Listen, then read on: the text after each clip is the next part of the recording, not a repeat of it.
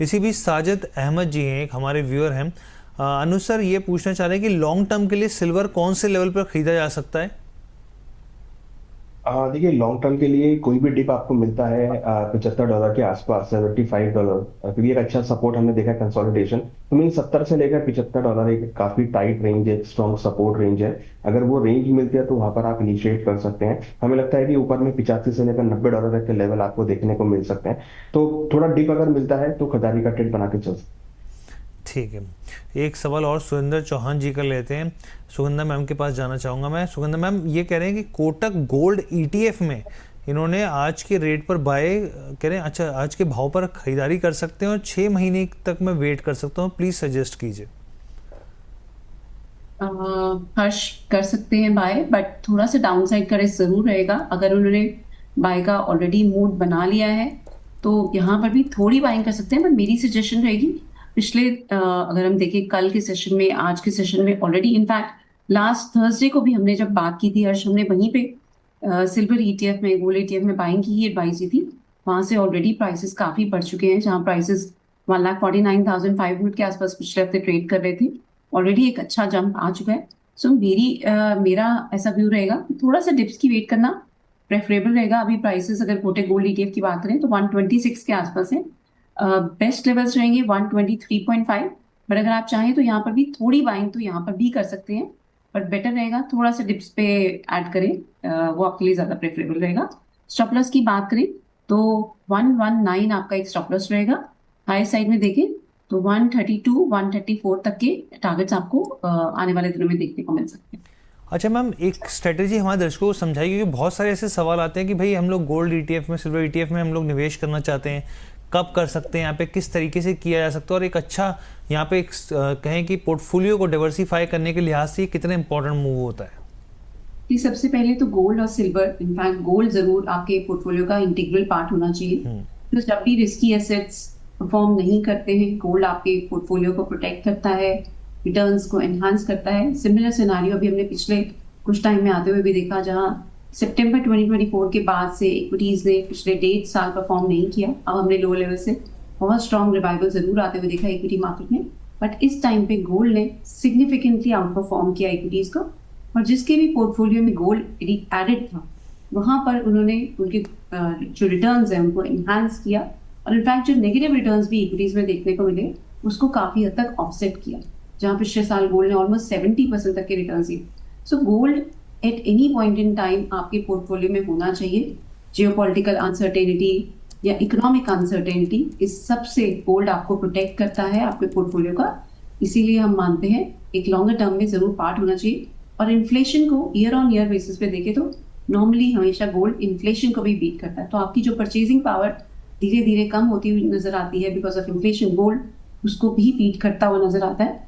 ये एक रीजन है जिसकी वजह से गोल्ड आपके पोर्टफोलियो में होना चाहिए। अब आपके पास बहुत सारे एवेन्यूज हैं जिसके थ्रू आप गोल्ड में इन्वेस्ट कर सकते हैं, चाहे आप फिजिकल गोल्ड में करें, बार्स में करें, गोल्ड कॉइन्स में करें, और कहीं आपके पास गोल्ड म्यूचुअल फंड्स हैं, गोल्ड ईटीएफ है। सो गोल्ड ईटीएफ एक पॉपुलर इंस्ट्रूमेंट इसलिए होता जा रहा है बिकॉज यहाँ पर लिक्विडिटी बहुत हाई है, ईज ऑफ ट्रांजैक्शन है आपके पास। जिसके पास भी डीमैट अकाउंट है, थोड़ी सी अवेयरनेस है, वो एक्सचेंज प्लेटफॉर्म से जाके गोल्ड ईटीएफ बाय कर सकते हैं। यहाँ पर आप किसी भी टाइम बाय करके इजीली सेल कर सकते हैं जब भी आपको प्रॉफिट्स हो। फिजिकल गोल्ड थोड़ा सा बल्की रहता है, इतना ईजी नहीं है, स्टोरेज की कंसर्न्स, थेफ्ट की कंसर्न्स, प्योरिटी की कंसर्न, इसीलिए गोल्ड ईटीएफ एक प्रेफर्ड इंस्ट्रूमेंट है। बट वहीं जिसके पास डीमैट अकाउंट नहीं है उसके लिए गोल्ड म्यूचुअल फंड्स भी एक बहुत अच्छा इंस्ट्रूमेंट है। वहां पर आप सिप के थ्रू गोल्ड में इन्वेस्टमेंट कर सकते हैं और धीरे धीरे अपने कॉर्पस को बिल्ड कर सकते हैं। गोल्ड ईटीएफ और गोल्ड म्यूचुअल फंड में एक और ब्यूटी है कि बहुत स्मॉल डिनोमिनेशंस में भी आप यहाँ पर बाइंग कर सकते हैं। तो ये सारे ही बेनिफिट्स हैं जो आप गोल्ड ईटीएफ और गोल्ड म्यूचुअल फंड में जिस तरीके से आप एक्सप्लोर कर सकते हैं इनको और इनमें इन्वेस्टमेंट्स अपनी कर सकते हैं। आपका लॉन्गर टर्म नजरिया होना चाहिए यहाँ पर, वो बेटर रहता है बिकॉज गोल्ड कई बार शॉर्ट टर्म में because of major economic factors perform नहीं कर पाता, बट लॉन्गर टर्म में देखें तो पिछले अगर हम 20 सालों का भी ट्रैक रिकॉर्ड देखते हैं तो गोल्ड ने बहुत अच्छे CAGR रिटर्न्स दिए हैं। इनफैक्ट पिछले 5 सालों की CAGR रिटर्न 16.8% तक के रहे हैं। पिछले 20 साल में अगर हम देखें तो 11.5% तक के CAGR रिटर्न्स रहे हैं। सो आपको इन्फ्लेशन को परफेक्टली बीट करता हुआ नजर आया है। इसीलिए हम हमेशा कहते हैं कि गोल्ड में आपके पोर्टफोलियो का 10 से 15% होना चाहिए। बट यस, एक कैवेट यहाँ पर मैं जरूर देना चाहूंगी, जी। Gold is not a wealth creation tool. Wealth creation के लिए equities are better, but portfolio की प्रोटेक्शन के लिए, स्टेबल रिटर्न्स के लिए गोल्ड को प्रेफर कर सकते हैं। बहुत इंपॉर्टेंट बात मैम ने कही यहाँ पे, वेल्थ क्रिएशन के लिए इक्विटी एक बेहतर विकल्प है, लेकिन प्रोटेक्ट करना है अगर आपको अपने पोर्टफोलियो को, तो गोल्ड एक बेहतर विकल्प बनकर यहाँ पर उभर सकता है। अनुज सर, मैं आखिरी सवाल आपसे पूछना चाहूँगा, क्योंकि देखिए एक तरफ महंगाई की दिक्कत है, दूसरी तरफ कुछ रिपोर्ट्स में देख रहा था अमेरिका में 37% प्रोबेबिलिटी है रेट हाइक की FY27 के लिहाज से। तो इस लिहाज से मैं समझना चाह रहा हूँ सर, और ख़ासतौर पर जो जॉब्स का डाटा निकल के आएगा, क्या आपको लगता है ये गेम पलट सकता है?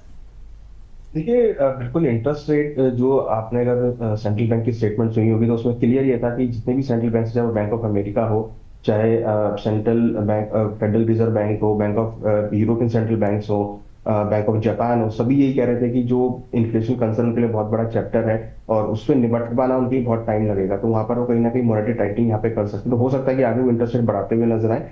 अगर इंटरेस्ट रेट बढ़ते हैं तो that would be A negative for the Boolean side. हो सकता है कि फिर आपको वहां पे गिरावट देखने को मिले, बट ये तब होगा जब क्रूड के प्राइस कंटिन्यूसली बढ़ते रहेंगे। दे आर अभी on the page of watching, की वो देख रहे हैं, मार्केट को समझ रहे हैं, जो क्रूड के प्राइसेस को वॉच कर रहे हैं। तभी आप देखिए कि जो ट्रम्प साहब है वो बहुत जल्दी ही एक्शन लेते हुए दिख रहे हैं, वॉर खत्म करने की कोशिश कर रहे हैं, ओपेक प्लस मेंबर प्रोडक्शन बढ़ा रहे हैं। तो सब चीजें जो है वो क्रूड को नीचे लाने की कोशिश कर रहे हैं। तो अगर क्रूड के प्राइस टाइमली नीचे आ जाते हैं तो शायद फिर सेंट्रल बैंक अपने इंटरेस्ट रेट इंक्रीज ना करें, और फिर उसके बाद आपको फिर गोल्ड में सपोर्ट आता हुआ दिखाई देगा। बट अगर उन्होंने इंटरेस्ट रेट इंक्रीज कर दिए तो फिर वो नेगेटिव रहेगा गोल्ड सेवर के लिए।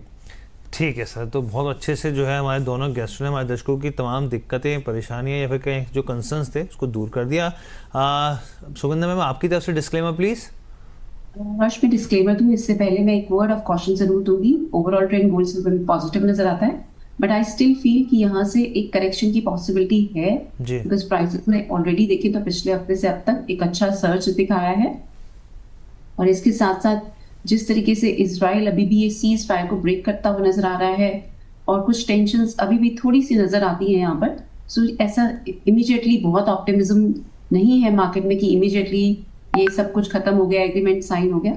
इसके चलते एक करेक्शन की पॉसिबिलिटी अभी भी नजर आती है, सो इस पर नजर बना के रखें। ओवरऑल आउटलुक गोल्ड सिल्वर में पॉजिटिव है, बट कुछ डिप्स जरूर देखने को मिल सकते हैं। हैविंग सेड, मेरी पर्सनली M6 में कोई पोजीशन नहीं है। हमने यहाँ पर जो भी डिस्कशन किया that is only for knowledge and awareness purposes based on data. अगर आप कोई भी ट्रेडिंग या इन्वेस्टमेंट का डिसीजन लेना चाहते हैं तो अपने इन्वेस्टमेंट एडवाइजर से सलाह लें या किसी भी सेबी रजिस्टर्ड रिसर्च एनालिस्ट से कंसल्ट करें। Thank you so much. ठीक, thank you so much ma'am, आपका भी। और साथ में अनुज जी, आपकी तरफ से भी डिस्क्लेमर प्लीज। देखिए आपने जो भी डिस्कस किया वो नॉलेज और अवेयरनेस के लिए, हमारी कोई पर्सनल पोजीशन नहीं है। कोई भी ट्रेड लेने से पहले सेबी रजिस्टर्ड रिसर्च एनालिस्ट से संपर्क करें।